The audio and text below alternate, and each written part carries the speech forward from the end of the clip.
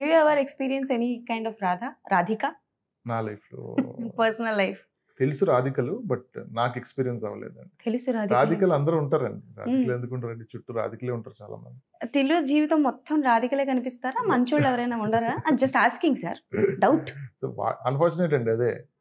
వాడేదో life lesson నేర్చుకుంటుంటారు ప్రతిసారి రాధికని కలిసిన తర్వాత. కానీ రాధికలు మాత్రం వాడి లైఫ్‌లోకి వస్తుంటారు. కానీ అంటాడు లాస్ట్‌లో యాక్చువల్లీ ఎప్పుడు we don't have that line dialogue in the scene. So తీసేసాం అది యాక్చువల్లీ. అందులో తను ఏమంటాడంటే ఎంతమంది రాధికలు వచ్చినా కూడా ఎక్కడో ఒక అమ్మాయి ఉండే ఉంటుంది. నా కోసం వెయిట్ చేస్తుంటుంది. టిల్లులా ప్రేమిస్తుంది. And Rolex, Rolls Royce and DJ Tillu are premium brands. కొంచెం ఇష్టపడితే సరిపోదు. కొంచెం కష్టపడాలని డైలాగ్ ఉంటుంది యాక్చువల్లీ. ఉంచొచ్చు కదా సార్ డైలాగ్ ఏదో బాగుంది.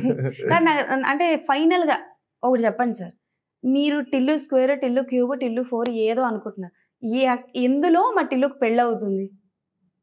టిల్లు పెళ్ళైతే మీకు ఓకేనా అండి? అంటే అవ్వాలి కదా సార్. అయిన తర్వాత కూడా ఆయన పాపం చిన్న కారు కొన్నాడు. బేబీ ఉందని ఆయన ఏవో ఎక్స్‌పెక్టేషన్స్ ఎంత సాడ్ విషయం చూసారా? తను పెళ్లి చేసుకుందాం ఫైనల్ డిసైడ్ అయినప్పుడు అసలు బేబీయే లేదు. ఫాదర్ వేద్దామని డిసైడ్ అయిపోయి బొమ్మ కారు కొనేసిన తర్వాత బేబీయే లేదు అసలు. సో చూద్దాం నెక్స్ట్ ఏమవుతుందో. టిల్లు 3లో అవుతుందో. కానీ పెళ్లి చేసేద్దాం ఉద్దేశం అయితే నాకు లేదు, సిద్ధుకు లేదు ఇమీడియట్లీ క్యూబ్‌లో. ఓకే. ఎందుకంటే we want him to be open single. ఎంత సింగిల్ ఇప్పుడు సింగిల్ బాయ్స్ అందరికి రిప్రజెంటేషన్ అండి తను. తనకు పెళ్లి చేసేస్తే ఇంకా సింగిల్ బాయ్స్ అందరూ ఏమవుతారు? So it's better he stays single. And మనసు విరగొట్టుకుంటూ అలానే మనకి తను బాధపడుతూ మనం నవ్విస్తుంటేనే ఆ క్యారెక్టర్ బాగుంటుందండి. ఓకే. ఓకే. డన్.